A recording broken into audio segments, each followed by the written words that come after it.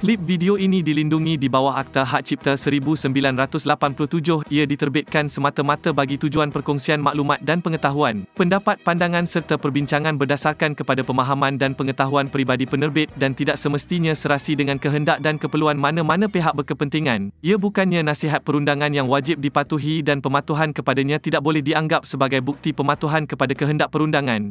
Untuk siri ini, Atok Dat nak bincangkan bahagian mana pernyataan dasar am keselamatan dan kesihatan pekerjaan majikan. Adakah pernyataan am, organisasi atau perkiraan? Tertakluk kepada masa, namun begitu sebagai permulaan, Atok Dat bincangkan mengenai keperluan pernyataan am. Baiklah, Atok Dat, apakah yang perlu dinyatakan di bahagian pernyataan am, Atok Dat? Secara ringkas, pernyataan am ialah pernyataan hasrat yang menyatakan aku janji atau komitmen majikan untuk melakukan sesuatu bagi memastikan keselamatan dan kesihatan di tempat kerja. Atok Dat, boleh tak Atok Dat terangkan sesuatu yang Atok Dat maksudkan? Terdapat beberapa sesuatu yang boleh dipertimbangkan oleh majikan untuk menulis bahagian pernyataan am, antaranya ialah komitmen untuk memastikan keselamatan dan kesihatan pekerja semasa bekerja, komitmen untuk mematuhi kewajipan perundangan berkaitan dan lain-lain keperluan berkaitan dan menetapkan sasaran atau objektif yang ingin dicapai dalam memastikan keselamatan dan kesihatan pekerja. Apakah aspek lain yang perlu dipertimbangkan oleh majikan semasa menulis pernyataan am, Atok Dat?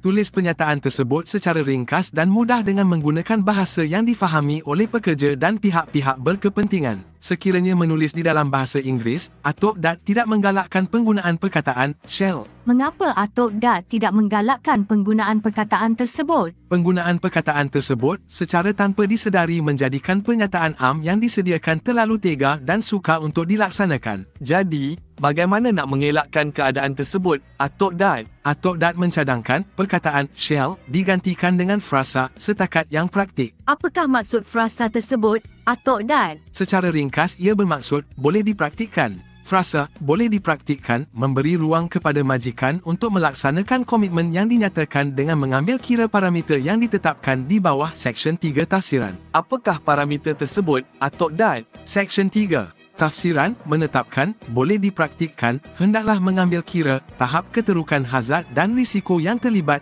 keadaan pengetahuan mengenai hazard atau risiko dan apa-apa cara untuk menghapuskan atau mengurangkan hazard atau risiko tersebut. Ada tidaknya dan kesesuaian cara untuk menghapuskan atau mengurangkan bahaya atau risiko dan kos untuk menghapuskan atau mengurangkan bahaya atau risiko itu. Atok Dat, boleh tak kita berhenti di sini untuk siri ini?